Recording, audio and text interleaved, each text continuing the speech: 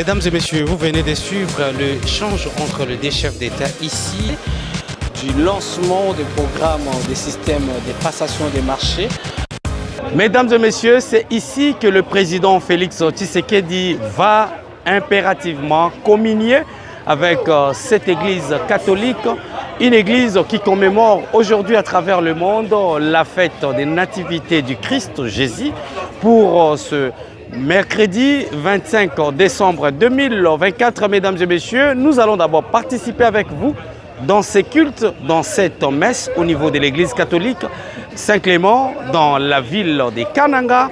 On y reviendra pour prendre quelques réactions et juste à l'issue de cette réaction, on comprendra avec vous qu'est-ce qui sera dit à l'intérieur et à travers ces interviews, vous aurez le temps de décrypter les réalités de cette entité territoriale de l'espace Grand Kasaï.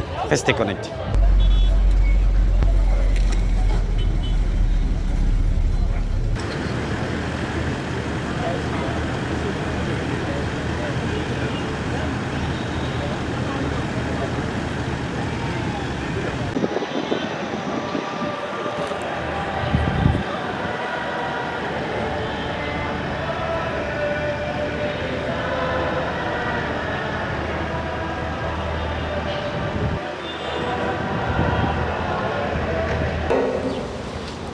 Nourriture de vie éternelle.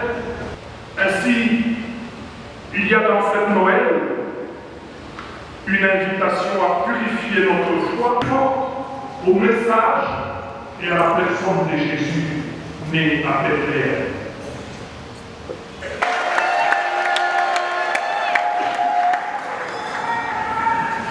Et a été enseveli et descendu aux enfers.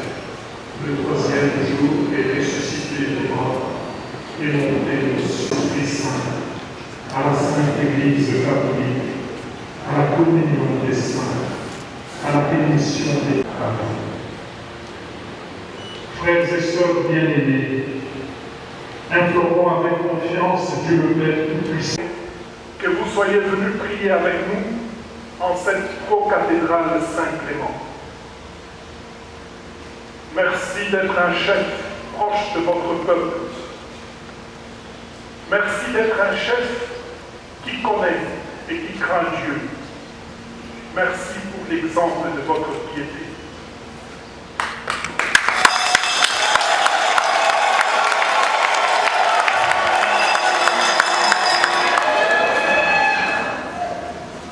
Nous vous assurons sincèrement de nos humbles prières pour que le Seigneur vous donne toujours la santé et la force, qu'il vous donne la sagesse et l'intelligence à la mesure des défis majeurs liés à votre charge de chef de l'État, qu'il vous donne surtout des collaborateurs loyaux, intègres, soucieux du bien commun, fidèles pour exécuter vos ordres et exécuter toutes les politiques publiques.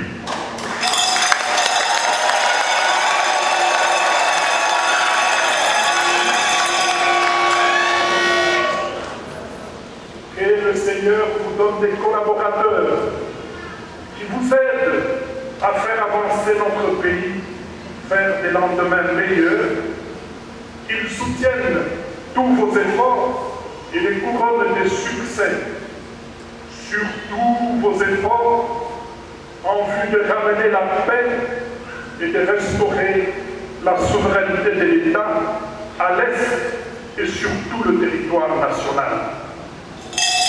Que Dieu entende nos prières et nous exauce par sa grâce. Amen. Excellences, Messieurs le Président de la République et chef de l'État, nous voulons ici vous exprimer notre reconnaissance sincère pour les réalisations qui, sous votre impulsion, soulagent la misère de la population kassaïenne. C'est notamment la construction de la route nationale numéro 1 qui avance et dont nous espérons qu'elle ne tardera plus a traversé tout l'espace kassaïen.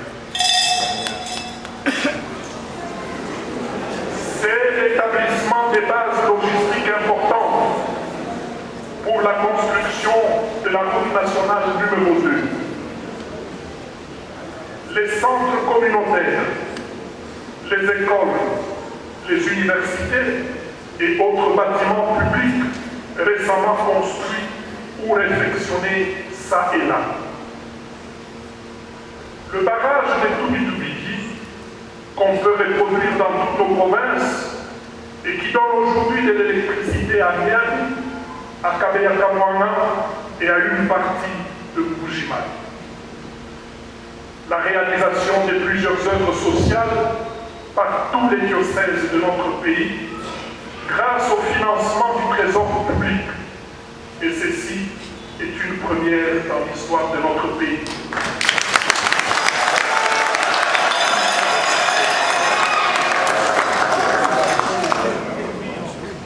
C'est, nous devons le mentionner, la signature des accords spécifiques et de leurs mesures d'application à la suite de l'accord cadre antérieurement signé, et j'en passe.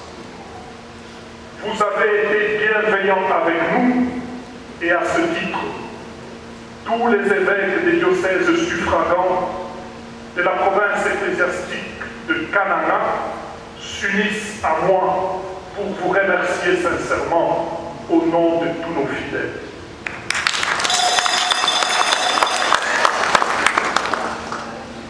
Excellences, Monsieur le Président de la République et chef de l'État,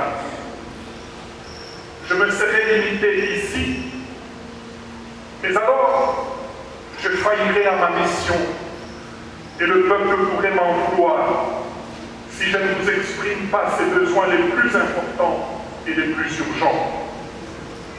Ce peuple espère en effet que je sois son porte-parole auprès de vous, franchement et loin de toute politique, simplement pour son bien, tel qu'il en ressent le besoin.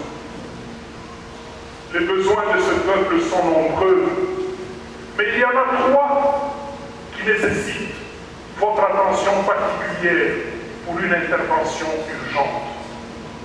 Je cite, les routes, l'électricité et les ravins.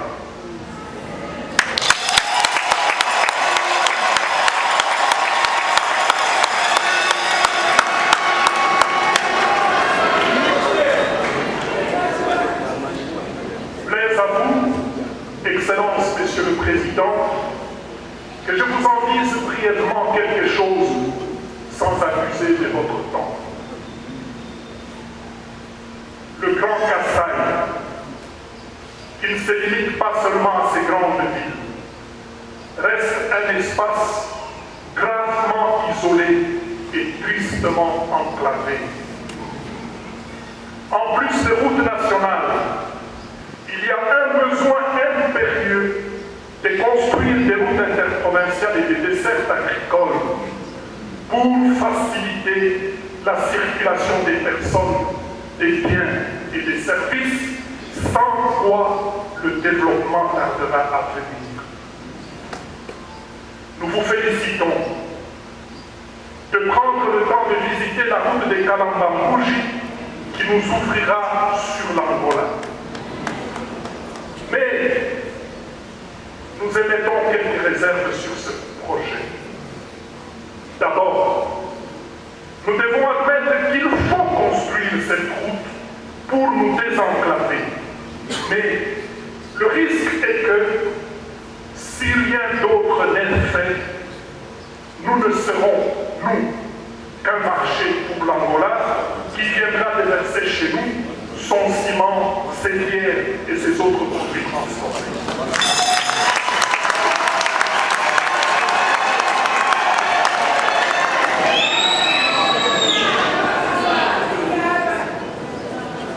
Que pouvons-nous amener en Angola si ici chez nous, nous ne transformons rien, nous ne conservons rien non plus, faute d'énergie électrique? Le développement doit être pensée à partir de notre point de vue. Nous ne sommes pas donc contre la construction de cette route. Nous voulons dire qu'en plus des routes, le peuple a énormément besoin d'énergie électrique pour transformer et conserver ce qu'il produit à l'état naturel.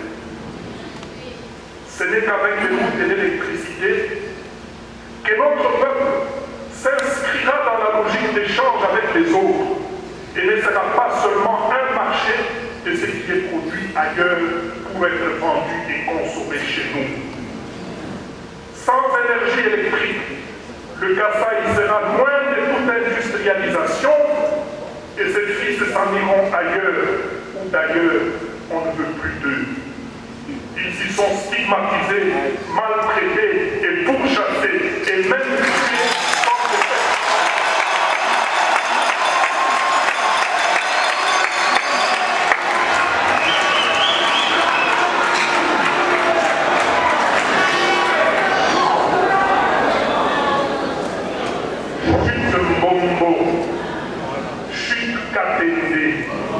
Le peuple veut avoir de l'électricité et n'arrive pas à s'expliquer ce qui se passe.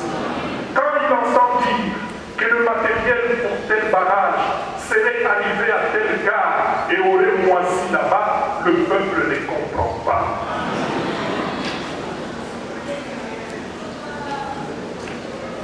Mugalena Fachi Wababa.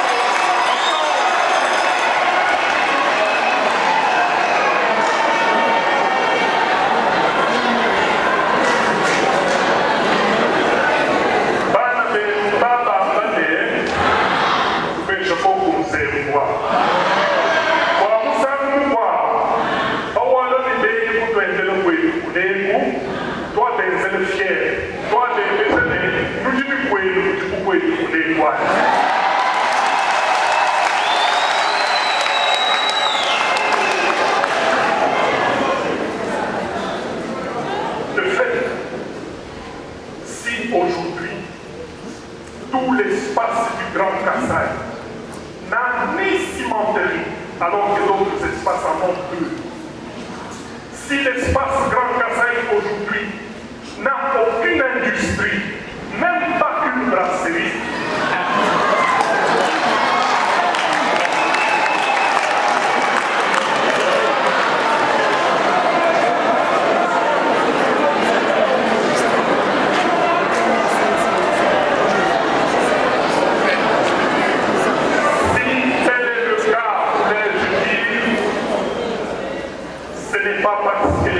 ne sont pas forts. Ce n'est pas parce que les Kasaïens ne sont pas intelligents. Ce n'est pas non plus parce que la terre du Kasaï n'est pas fertile et n'a pas de richesse. C'est parce que nous manquons l'électricité. Excellences, Monsieur le Président et chef de l'État, la multiplicité et l'ampleur des ravins dans toutes les provinces du Grand Kasaï sont telles que la solution à ce problème dépasse les capacités des habitants et demande une intervention résolue du pouvoir public. C'est la densification croissante de la population et la multiplication des habitations non planifiées et sans drainage des eaux de pluie, ajoutées au lotissement désordonné qui génère ces ravins. Et ceux-ci menacent et engloutissent le peu d'infrastructures que nous avons déjà. Voilà les doléances de notre population que j'ai l'honneur de vous présenter en ce jour de Noël.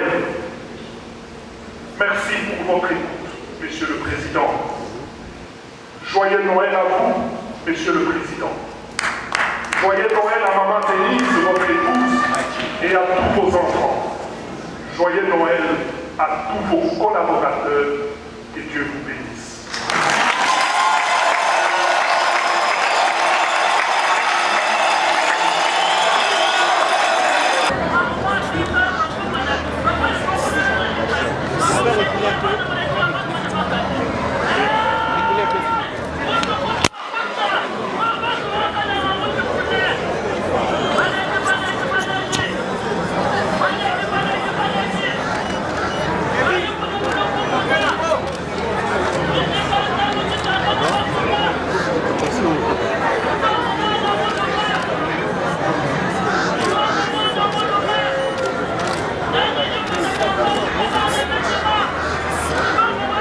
On va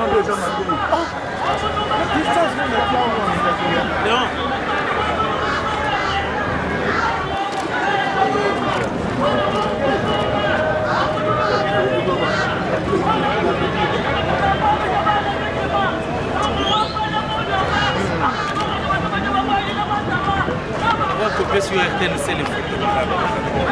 On va copier sur la face de RTNC.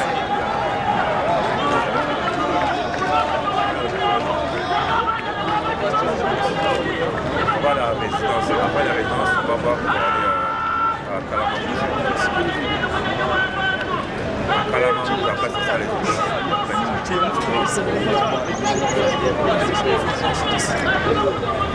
le nombre, je ne l'ai pas. Demande au gouverneur.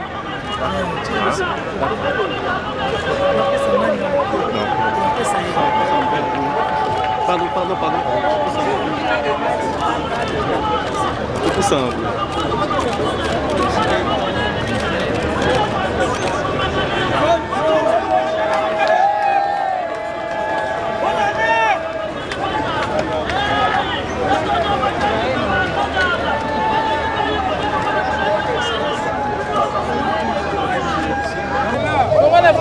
Nous avons assisté à une très belle messe de Noël, une très belle homélie, un très bon message, un message profond de l'archevêque qui a partagé avec l'autorité les préoccupations de la province, qui sont aussi les préoccupations du gouvernement et du président de la République. Et si vous suivez le discours du meeting du président de la République, vous constaterez qu'il rencontre déjà ses attentes et le gouvernement va se mettre au travail, travailler davantage pour que toutes ces attentes de nos populations du Kasaï soient rencontrées. Merci. C'est là où le président se rend tout de suite ici pour se rendre compte lui-même de l'évolution des travaux. Mais comme l'a dit l'archevêque, il y a déjà beaucoup d'efforts qui sont faits dans la mise en œuvre de ce chantier. Et je crois que dans les mois qui suivent, les populations du Kasaï seront satisfaites. Bon, merci. Je crois que l'archevêque métropolitain de la ville de Kananga, que je salue d'ailleurs, il a choisi les mots qu'il fallait et il a dit dans des termes beaucoup plus clairs. Et je lui dis merci parce qu'il répète le message que tous les ressortissants de cet espace Grand Kasaï le disent en fait. Le message qu'ils disent depuis Mbujimai, Miabi, Mweneditu, Chimbulu, Ndemba, Kananga, Chikapa, et j'en passe, Luisa, etc., Ngandajika, dans le Sankuru, Aloja, etc., tout le monde a le même constat. L'espace Grand Kasaï est totalement enclavé. Il n'y a pas eu d'investissement dans cet espace pour 3 décennies, à mon avis. Et ce n'est qu'à l'avènement de son Excellence, Monsieur le Président de la République, qu'il y a maintenant des efforts que l'on peut voir d'ici et là. Le programme PDL 145 territoires, il a fait déjà quelque chose de remarquable dans l'espace Grand Kasaï, dans certains coins déjà, avec la construction des écoles, la construction des centres de santé. À Mbujimai, nous avons résolu significativement le problème d'eau. Ce n'est pas encore comme ici. En fait, je vous l'ai dit, Kananga n'est pas encore comme Mbujimai, mais à Mbujimai, nous avons résolu beaucoup de problèmes d'eau. Nous espérons que le chef de l'État aura l'opportunité de visiter ce qui a été fait à Mbujimai. Avec mon collègue, ami et frère Déo du projet Prise qui nous a beaucoup accompagnés pour le projet Mbujimai. Nous avons des problèmes sérieux ici à Kananga pour l'alimentation en eau potable. Vous avez entendu hier la population, comment elle décrit le directeur régional Régie des eaux Kasaï Central, mais lui, il est aussi relativement nouveau. Donc, ce sont des problèmes qui se sont accumulés pendant des décennies. Nous, on ne se plaint pas, nous on travaille et on comprend que la population est impatiente parce que c'est une population qui a souffert pendant très longtemps. Donc il faut aller vite, il faut accélérer les projets, mais il faut faire aussi très attention. Les choses beaucoup plus accélérées qui n'ont pas été étudiées correctement peuvent amener à de l'argent très mal dépensé. Dans la province ici, nous avons un très grand projet, peut-être un des plus grands projets de développement que cette province n'ait jamais vu. Nous allons investir plus de 100 millions de dollars, entre 100 et 160 millions de dollars, pour construire une très grande usine d'eau sur la rivière Lulua, pour donner de l'eau à toute la ville. Nous allons mettre des réservoirs d'eau sur toute la ville, comme nous l'avons fait exactement à Mbuji-Mayi. Nous allons faire plus de 250 à 300 km de réseau ici à Kananga, comme on l'a fait à Mbuji-Mayi exactement. Nous allons, pour les deux villes d'ailleurs, rendre la régie des eaux indépendante sur le plan énergétique. À Mbuji-Mayi, nous mettons une centrale photovoltaïque de la régie des eaux pour 10 MW, une centrale qui appartient à la régie des eaux financée avec nos partenaires allemands. À Kananga, nous faisons 8,4 MW, une centrale hydroélectrique qui appartient à la régie des eaux, que nous allons financer en interne, parce que comme vous le savez, sans énergie, il n'y a pas de l'eau. Donc c'est des efforts remarquables et je crois que d'ici le milieu de l'année prochaine, les travaux vont commencer. Nous allons inviter le président de la République à venir poser la première pierre. Ce n'est qu'une question de temps, on y est presque. Monsieur le directeur, bonjour. Bonjour. Vous venez de participer à cette homélie ici à l'église Saint-Clément au centre-ville de Kananga pour l'occasion de la commémoration de ce 25 décembre 2024 avec le président. Quel est votre point de vue? Surtout la prise de parole du responsable de cette église régionale. Au deuxième jour de sa visite d'itinérance dans la province du Kasaï central, le couple présidentiel de la République démocratique du Congo a voulu d'abord s'associer à la population locale pour rendre grâce à Dieu à cette occasion de la fête de Nativité.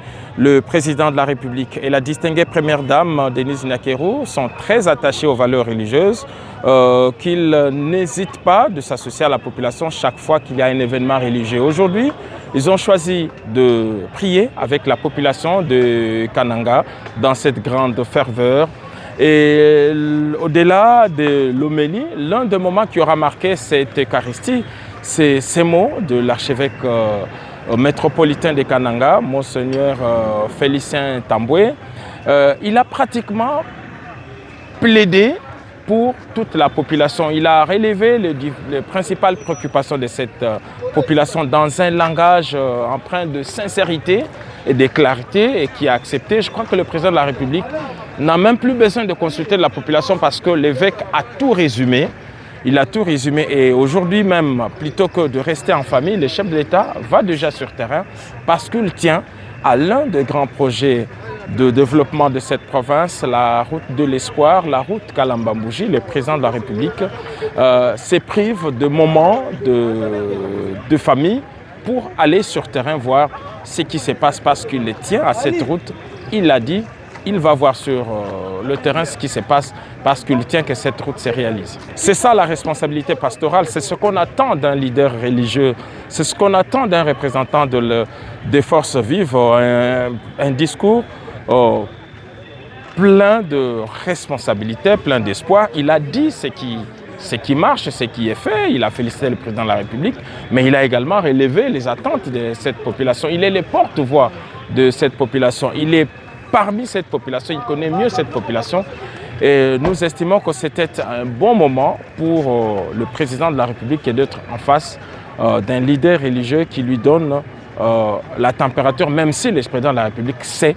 Il connaît parce qu'il est très proche de sa population, il connaît ce qui dérange la population et il est ici parce qu'il veut donner des réponses à toutes ces questions. Mesdames et messieurs, un véritable cri d'alarme ici dans cette église cathédrale Saint-Clément de la ville de Kananga. Félix Antoine Tshisekedi Tshilombo, président de la République, a commémoré ce 25 décembre 2024 avec la population de cette entité ici dans la province du Kasaï central. Plusieurs questions de la population ont été portées par la haute voix de l'archevêque régional de cette province qui a soumis le vrai desiderata de la population de cette province. L'espace Grand Kasaï est un espace qui n'a jamais connu un développement intégral comme tant d'autres provinces qui composent le 26 de la République démocratique du Congo. Joseph Kabila Kabange n'a pas presque beaucoup apporté pour cette province. Le président Tshisekedi, premier mandat, n'a pas vraiment donné des actes concrets pour cette province. Cette fois, dans sa manche de deuxième mandat, que la population l'a accordé, la question du développement de cette province et de l'espace Grand Kasaï sera au cœur de son action, parmi lesquelles on fera mention des PEDEL 145 territoires. Mesdames et messieurs, en termes de sa deuxième journée de la visite d'itinérance du président Félix Tshisekedi ici, dans cette ville de Kananga, mesdames et messieurs, la question majeure par la prise de parole du chef de l'État était autour de ces 6 axes prioritaires pour son quinquennat, pour son deuxième quinquennat. Mesdames et messieurs, également, la question de la route Kalamamouche qui fait toujours de l'ampleur. Les populations, à travers toute sa généralité, se sont exprimées. Les politiques se sont exprimés également. Les élus nationaux, les représentants, mesdames et messieurs, tous azimuts veulent voir le développement de cette province, surtout sur le plan de la voie terrestre routière qui doit connecter cette province et la République d'Angola.